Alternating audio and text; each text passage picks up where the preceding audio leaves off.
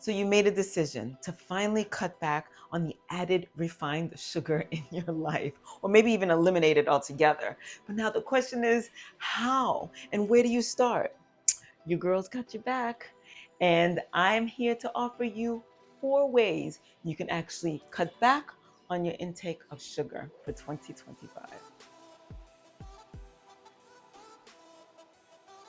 Hey, it's your girl, Carmelle Jean-Francois, owner and founder and CEO of CFit Coaching. Welcome back to my channel, and welcome back to another installment of the Sugar Savvy Solution, acclimating the foodie in you to a life beyond sugar. So as we head into the new year, know and understand that I don't necessarily believe in New Year's resolutions, but every time we hit a milestone or a birthday, or maybe it's a different time of the year, or maybe, the desire or the goal just fills our heart. We make our resolutions as life goes on, and all of that is good. So you've resolved to cut back on some sugar. Now, let's be clear. The tips that I'm going to share with you are to just do that, to cut back on how much sugar we actually consume on a day-to-day basis, meal-to-meal basis. For those of you who feel like, I need to do this 100%, and you want to completely eliminate sugar from your diet, you want to completely eliminate sugar from your life, we might need to talk. Just hit me up. My information is in the description, and there's a different protocol for that, but I still got you back.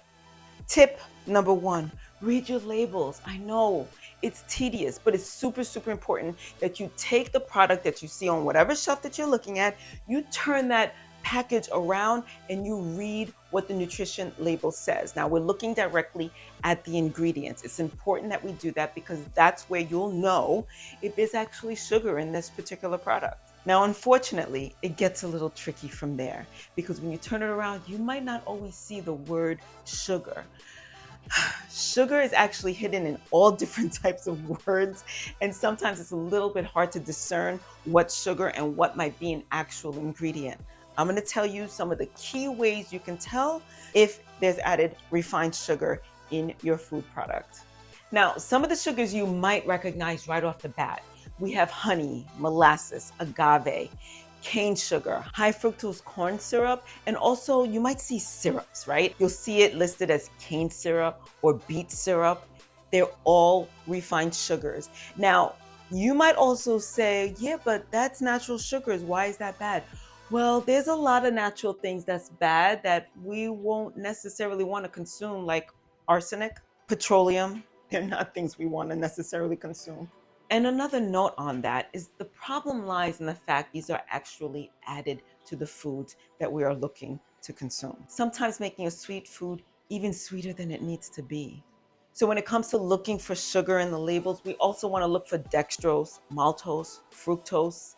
Are you starting to see the trend? So all those oses, look for them and leave that product alone. And they might also creep up looking like caramel, malt, and even juices. So you'll see the fruit juice in there. You'll see cane juice or beet juice.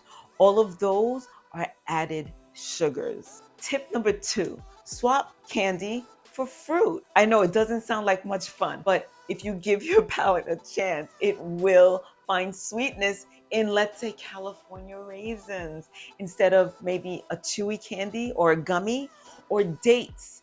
Dates are so super sweet, but how would you know if you don't give them a chance and if you don't give your palate a chance to actually taste and appreciate the sweetness? They're nice and chewy, so they make up for that chewiness if that's what you're looking for when it comes to maybe gummies.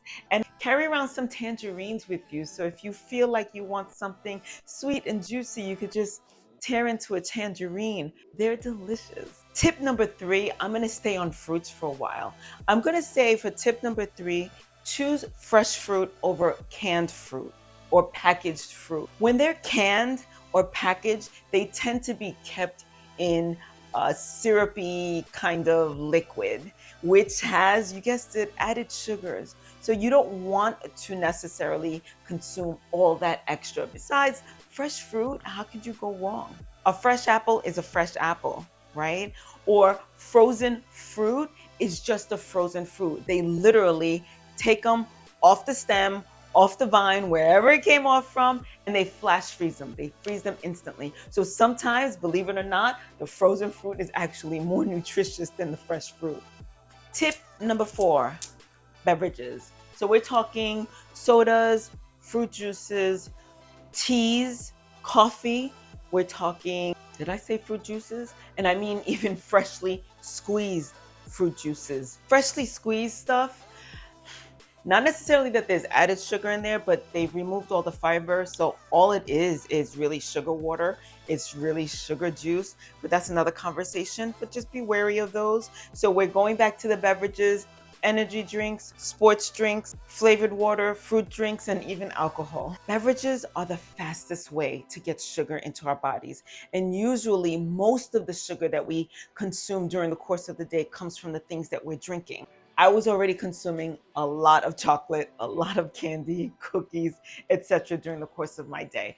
But I was going for 2, sometimes maybe 3 cups of coffee a day. And my coffee, well, basically what I was having was milk and sugar with a splash of coffee, and it wasn't good. I was consuming a lot of sugar during the course of the day.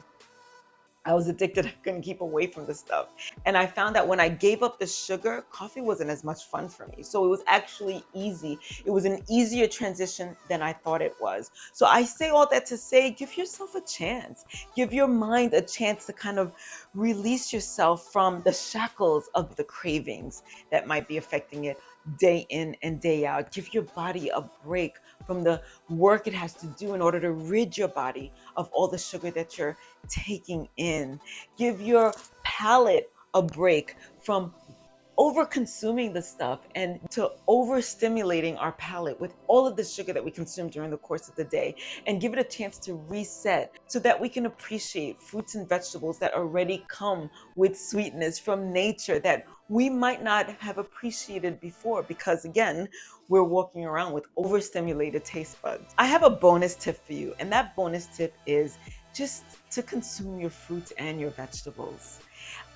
I can't say enough about how when I started breaking away from sugar, I really flooded my body with so much nutrition from fruits and vegetables that sugar was not being craved anymore. I wasn't craving the sugar like I had before. And it wasn't something that I set out to do. It was something that just happened. And I noticed that it happened.